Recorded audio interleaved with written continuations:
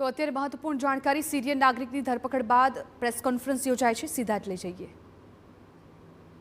આ સિવાય પણ કેટલા ભારતમાં ઘૂસાયેલા છે, એનો એમઓ શું છે, પૈસાનો શું કરે છે, કેવી રીતે સિરિયામાં મોકલે છે, એનો ગુનાહિત ઇતિહાસ છે કે નહીં, આ બધી અત્યારે ક્રાઇમ બ્રાન્ચ તપાસ કરી રહી છે। અને હું માનું છું બાકી 3 જણાનો પણ લુકઆઉટ નોટિસ ઇસ્યુ થઈ ગયા છે। હવે કોઈ પણ રીતે આ લોકો ઇન્ડિયન બોર્ડર ક્રોસ કરશે તો આ લોકોનો ઇન્ડિયન એજન્સીસ ડિટેન કરવામાં સાહેબ, અન્ય 3ને શોધવા માટે કયા પ્રકારની કામગીરી કરવામાં આવી રહી છે? આ બાકી 3નો અમારે પાસે ફોટોગ્રાફ્સ પણ મળી ગઈ છે, પાસપોર્ટ નંબર પણ મળી ગયા છે અને આ 3નો પણ અમે બાકી એજન્સીસનો શેર કર્યા છે અને મને લાગે છે કે ટૂંક સમયમાં આ 3નો પણ ધરપકડ કરવામાં આવશે। સાહેબ, આ લોકોના વિઝા ક્યારે પૂર્ણ થઈ ચૂક્યા છે? હોટલમાં રોકાયા તે સમયે જ્યારે તેમણે પ્રૂફ આપ્યું તો હોટલના જે સંચાલકો વિરુદ્ધમાં કોઈ કાર્યવાહી થશે? હોટલનો એક સી ફોર્મ હોય છે કે આ લોકોનો ભરવાનો કમ્પલસરી હોય છે જ્યારે બહારનો આવીને રહેતો હોય છે, આ લોકોએ જાણ કરી નથી અને હોટલના વિરુદ્ધમાં પણ જાહેરનામા ભંગનો વિરુદ્ધમાં કાયદેસર કાર્યવાહી કરવામાં આવશે।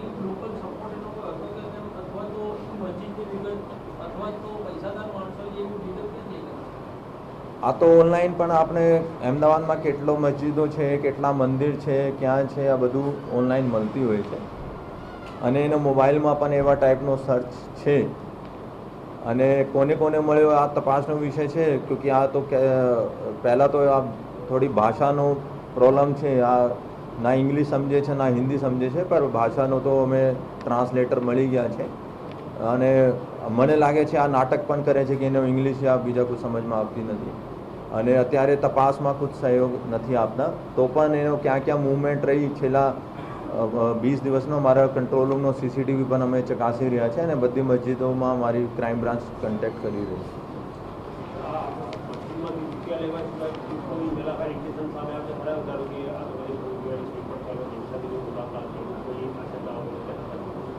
આ તપાસનો મારો મુખ્ય ઇસ્યુ છે કે ખરેખર પૈસા તો અલગ વાત છે, પણ ખરેખર અહીંયા કોનો સંપર્કમાં હતો, અહીંયા કોઈ સ્લીપર સેલ તો નથી અને અહીંયા તો આ લોકો આપણા નેટવર્ક નથી ઊભી કરી રહ્યા। આ એક મેન અમારો જાણવા માંગીએ છીએ, એના માટે મેં બાકી એજન્સીઝનો પણ મદદ લીધી છે અને જેવી રીતે કીધું કે સીસીટીવી ચકાસણી કરી રહ્યા છે, એની છેલ્લા 20 દિવસની અમદાવાદમાં મૂવમેન્ટ ક્યાં ક્યાં કોને કોને મળ્યો આ બધું અમે તપાસી રહ્યા છીએ। સાહેબ, અત્યાર સુધીમાં કેટલું ફંડ જાણે એકત્રિત કર્યું છે આ 4 જણાએ અને કોઈ ડેટા મળી આવ્યો છે કે ખરી અને બીજા એના ક્યારે પૂર્ણ થઈ ચૂક્યા?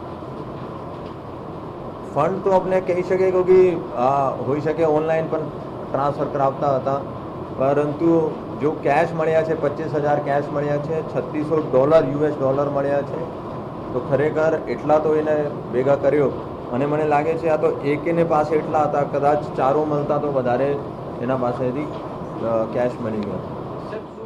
જે તે જગ્યાએ જઈ અગ્રણીઓ અથવા તો મસ્જિદમાં જઈને પોતે શું વર્ણન કરતો હતો, કયા પ્રકારની પરિસ્થિતિ વર્ણન કરતો હતો, તેના શરીર ઉપર કોઈ ઈજાના નિશાન કેવું કંઈ મળી આવ્યું?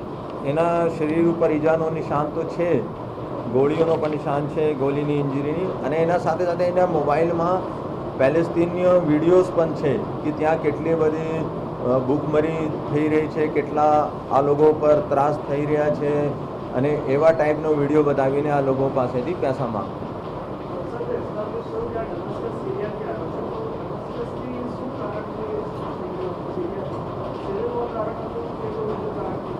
અત્યારે તો આવી ગઈ છે કે ત્યાં સિવિલ વોર છે, અમારી પાસે પૈસા નથી, એના માટે આવ્યા હતા અને ખરેખર અમે પેલેસ્તીનિયનનો અમારે થોડા ફંડ ભેગા કરવાનો છે એના માટે। अब 22 जुलाई को भारत में एंटर होता है और 1 अगस्त को अहमदाबाद आता है। कलकत्ता से यहाँ पे आया है।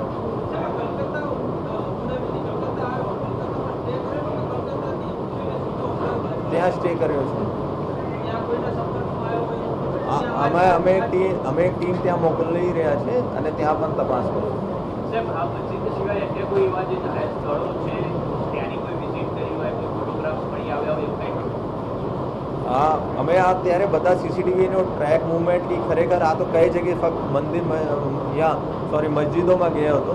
ખરેખર જેવી આપણે કહ્યું કે એને કંઈ રેકી કરી છે, ક્યાં ક્યાં સ્થળ પર ગયો હતો, અત્યારે અમે એનું બધું સાહેબ આ ચારે સાથે જ એક જ રૂમમાં રહેતા હતા કે અલગ અલગ ને અલગ અલગ રૂમમાં રહેતો. અચ્છા, એમની પાસેથી કોઈ હથિયાર કે અન્ય કોઈ એવી ચીજ વસ્તુઓ મળી આવી છે કે નહીં, એમની અત્યારે. કંઈ પુરાવા એક જ છે? નહીં, અત્યારે આ ધ્યાન નથી મળ્યા. ફક્ત 2 મોબાઈલ મળ્યા છે. એક સિરિયાથી લઈને આવતો હતો ને એમાં વોટ્સએપ પણ સિરિયાનો નંબરનો છે. એક અહીંયા કલકત્તાનો સિમ કાર્ડ છે ને કલકત્તાનું સિમ કાર્ડ તો સિરિયન નાગરિકની ધરપકડ બાદ પ્રેસ કોન્ફરન્સમાં મહત્વપૂર્ણ માહિતી સામે આવી છે. અલી મેઘાત આશ્રમ રોડની રીગલ રેજન્સી હોટેલમાં રોકાયો હતો. આરોપીએ 13 ઓગસ્ટે હોટેલમાં ચેક ઇન કર્યું હતું. હોટેલની લોગ બુકમાંથી એન્ટ્રી કરેલી વિગતો પણ સામે આવી છે.